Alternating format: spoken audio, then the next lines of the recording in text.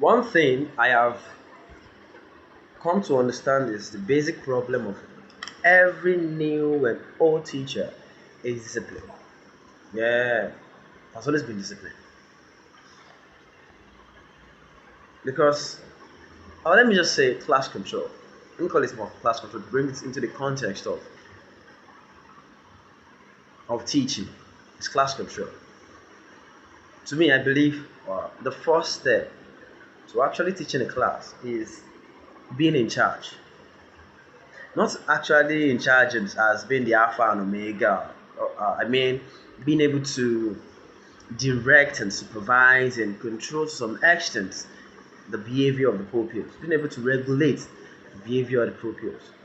The truth is, nobody can actually control somebody 100%. Nobody can control the other person. You can only direct, um, regulate the behavior of the other person. You can only do those ones. Direct, regulate their behavior. You will think I keep repeating it.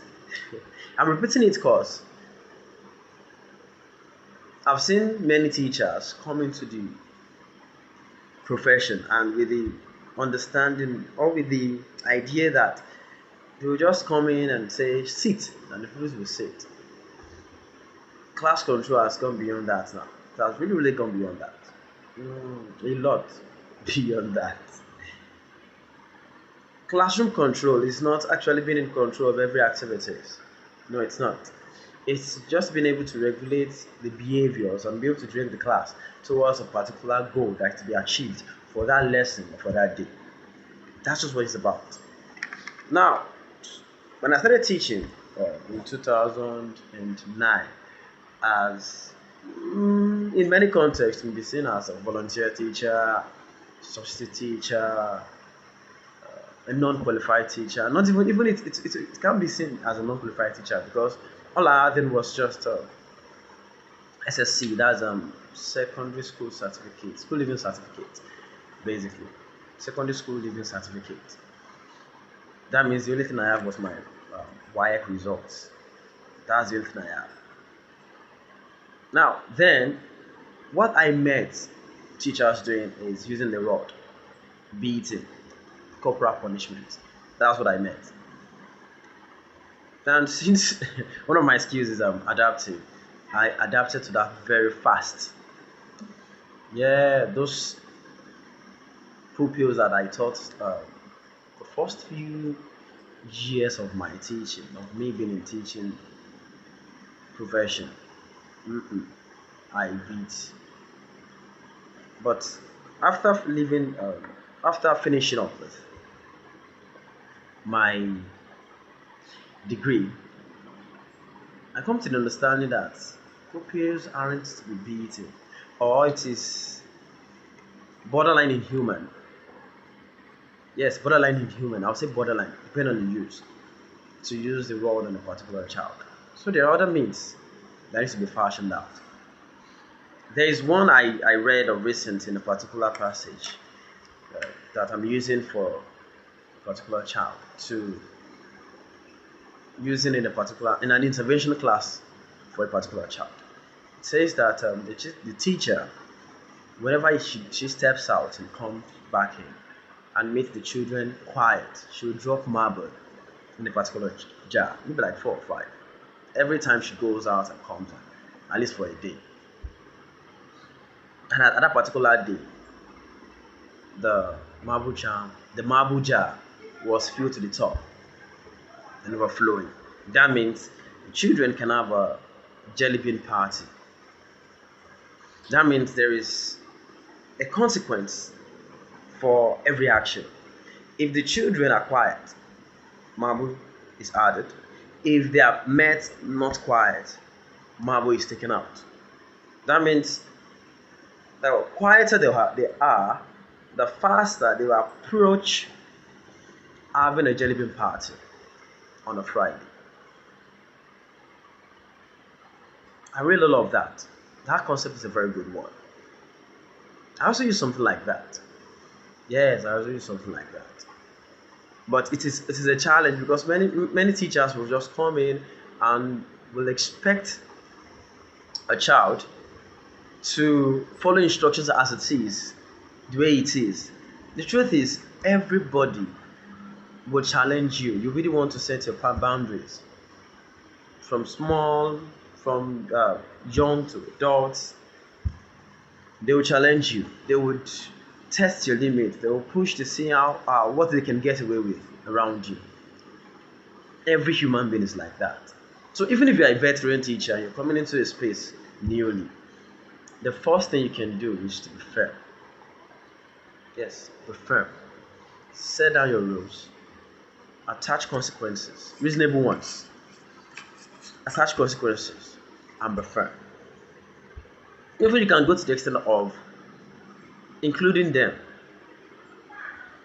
in the making of the rules and the expected consequence if those rules have been broken. That way, both of you are on the same page. Pupils and teacher, you guys are on the same page. Nobody will complain that you're being wicked since the rules and the consequence are being set by both of you. But you have to also be realistic with the consequences, be realistic with the rules, be realistic with the consequences. Because to me, a class rather can be totally quiet. No, it's not a graveyard. It's not. To me, it's not a graveyard. There should be some sort of conversation going on continuously in the class, but there should be some level of quietness. So to me, an ID class is not a class that is so quiet and everybody's not saying anything. It's the kind of class that I come in and people are having quiet or conversations that aren't that loud, very, very low, that are using their talking voices. Now that's an ID class for that. I need ID class for me, because it is when pupils discuss among themselves that some things leak out. That's where you get to hear some things they go through. This is easier if you're taking grade pupils and you sit with them in the class, or if you're taking advanced class also, like maybe grade 7, maybe that's just 1 to grade 12, which is SS3, and you sit with them in the class. If you don't sit with them in the class, the only other way you have to use other means. Now this would really work for the grade classes. Another thing you can do is what we call taking away a privilege from them. It's taking away a privilege from them. There's a particular movie I watched, and the pupils usually march together to the cafeteria to have their lunch. Now, this new teacher discovers that this particular set of students, number one, they don't want to stay on the line, they want to jump the line, they want to be at the front, and some of them will go as far as go to the cafeteria before everybody even moves to go to the cafeteria. So he did this. He asked the pupils, no, not the pupils rather. He asked the individuals, the staff, the members of staff at the cafeteria to not serve any member of the class before he says so, and explains to them why he has to do that. They didn't like that at first. But as time goes on, started dancing to that tune, beat by beat. Yes, another thing is to be fair. Yes, if you are saying this is the consequence, stick to that consequence. No compromise. That doesn't mean rules are not meant. That doesn't mean that rules are not meant to be broken. Yes, they are meant to be broken sometimes. Sometimes you have to make allowances. For example, in my class, if you did not do your homework and it's break time, I'll ask you to start your homework there. But let's say you're sick, either during the course of this the school hour before the break, or from home you're using drugs. I would have to waive it. I waive it normally, and I explain to the class why I have to waive it, because you have to be as explanative as possible so that people won't feel cheated out. Because some of them will be there thinking, oh, Mr. Ideji allowed social person to eat and I'm not being allowed to eat, and we both not do our homework. Even sometimes for some reasons, I would have to waive it for the whole class if I discover that okay, a particular child uh, unavoidably asked to couldn't do his or her homework. For that child, I'll waive it. Definitely, I'll waive for that child.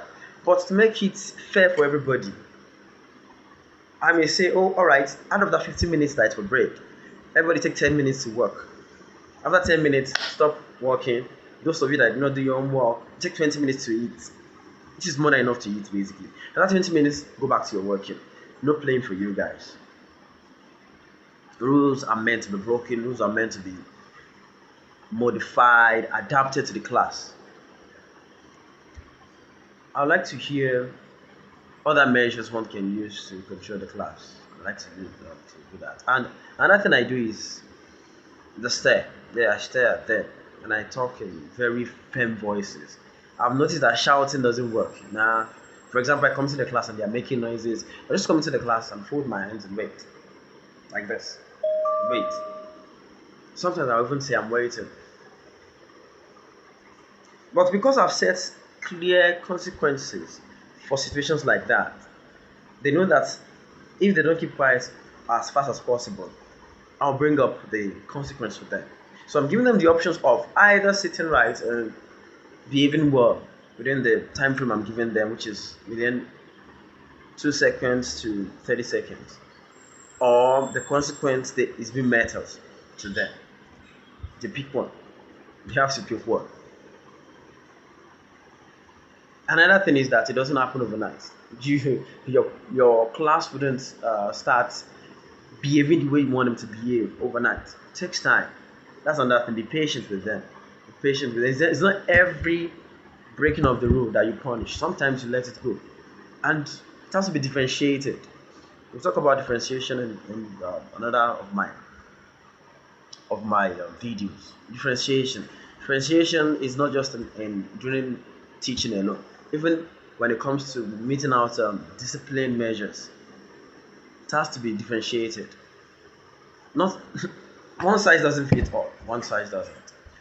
One size doesn't fit all. If this video has benefited you one way or the other, please subscribe, like, share. Yes, subscribe, like, share, and also comment. I'd like to hear your thoughts. I'd like to hear other measures that can be used to gain control of the class. Thank you very much. Have a blessed